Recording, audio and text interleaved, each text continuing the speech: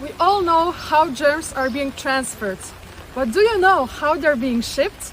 Well, stay with us and find out!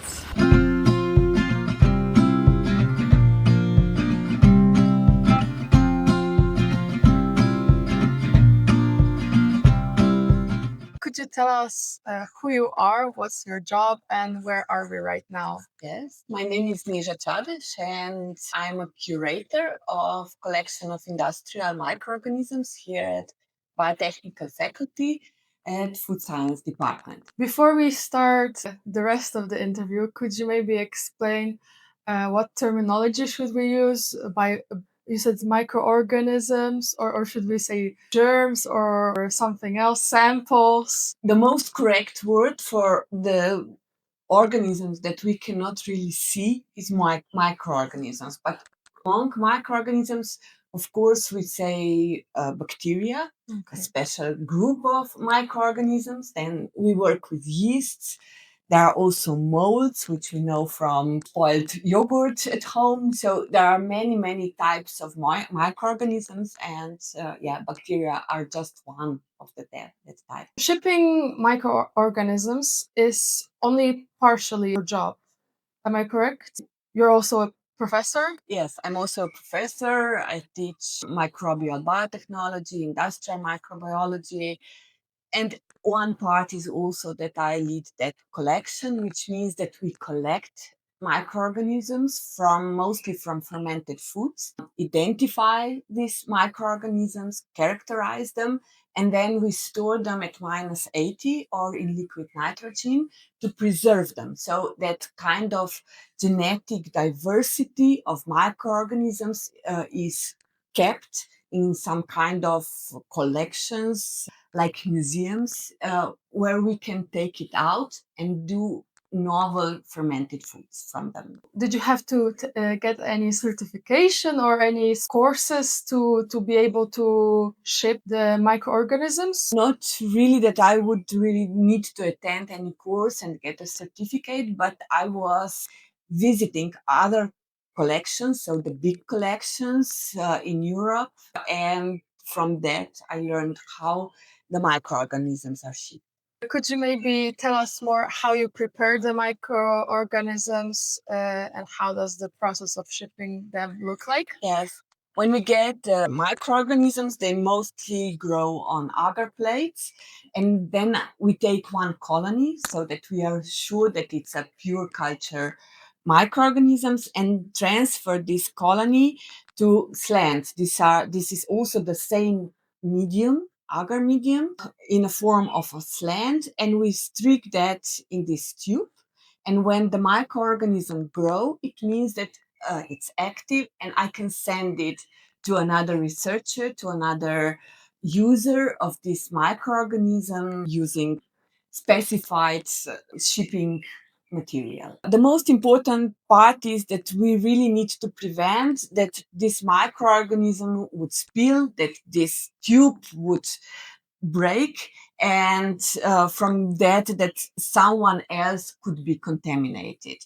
That's why we really try to prevent that kind of cross contamination, so that the person who is not authorized to work with microorganism that can get into touch with let's say broken container. That's why we really are careful to have different steps. So we put this microorganism, this tube, to a certain or wrap it to an absorbent material, put it in another container, which is difficult to break, seal it, and then we put this container into another absorbent material, so like this bag, close it, and put it in a plastic bag, which is designated that it contains biohazard, so that it contains biological material which could cause any disease. So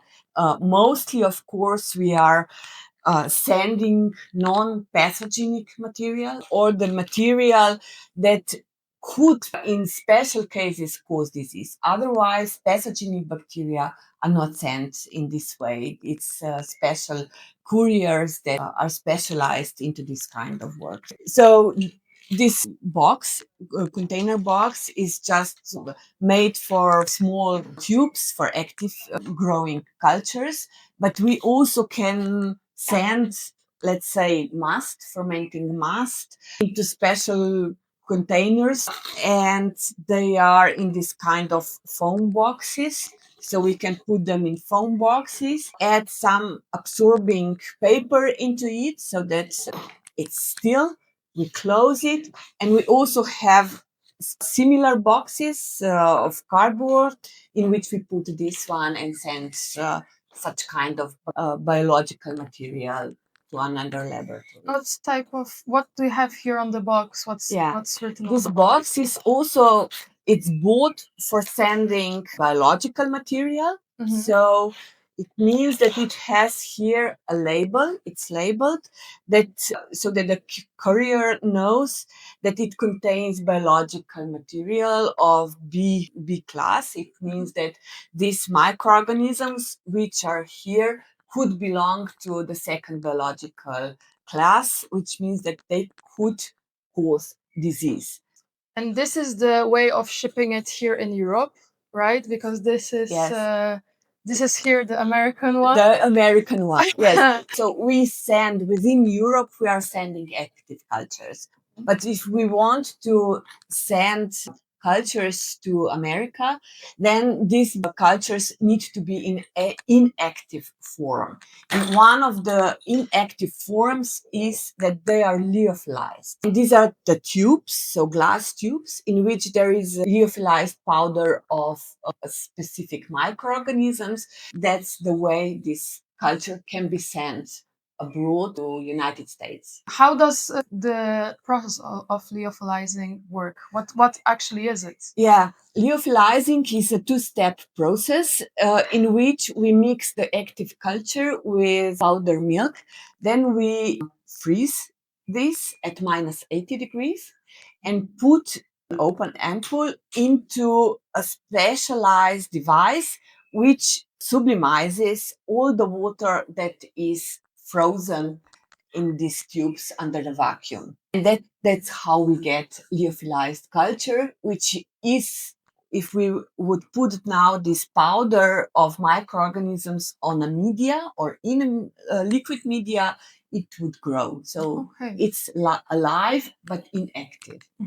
Does it happen often that your samples break and spill, or No, this is all just to prevent it, but it doesn't really It's just happen? for prevention, yes, because this is something that we anticipate. It can happen, but it has never happened. So, Okay. Have you ever shipped anything dangerous, or that maybe a normal person would be maybe scared of or grossed out by? Not really that we would really send any pathogenic material. We don't really work with that kind of material in our laboratories. They are not even equipped for that kind of work. So no, the answer is we don't really sell pathogenic bacteria. Why actually do you need to ship microorganisms? What's the reason? Is it for research purposes? Yeah, we mostly send microorganisms for research purposes, so between the laboratories. But sometimes we also send a strain to companies that develop new products. But we are really careful that we don't send strains to a person who doesn't have laboratory. So it needs to be an official institution that we send the microorganism. You talked a little bit about the conditions that you have to prepare the microorganisms in, either liquid nitrogen, or they have to be in low temperature or room temperature. What determines that?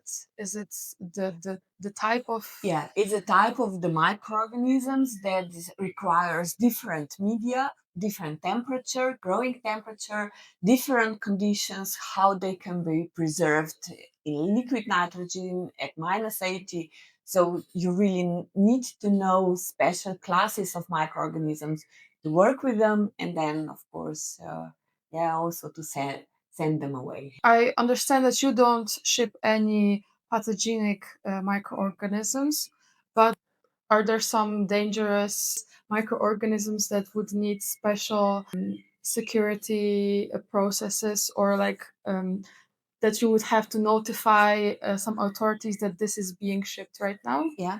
There are certain regulations that for pathogenic bacteria or phytopathogenic microorganisms, you need to get approval from governmental side that you are allowed to send and also to accept such a material. Are there any microorganisms that are annoying to ship that you don't like to ship, or maybe there are some that you Yeah. prefer? Of course, there are some microorganisms that are difficult to ship. There are short-living microorganisms that you don't really know whether it will arrive alive or not. Is there anything that you think people that don't do your job would find interesting, or that they would never think that you're doing? It's a difficult question. Well, I think my job is very complex, so this is just one small part of it that's sending the cultures. More fun is, of course, to work in the laboratory, to analyze the results, and also to teach students how fun it is to work with microorganisms. Okay. Thank you very much. It was very interesting to learn about microorganisms. We'll be happy to learn more. Thank you very much.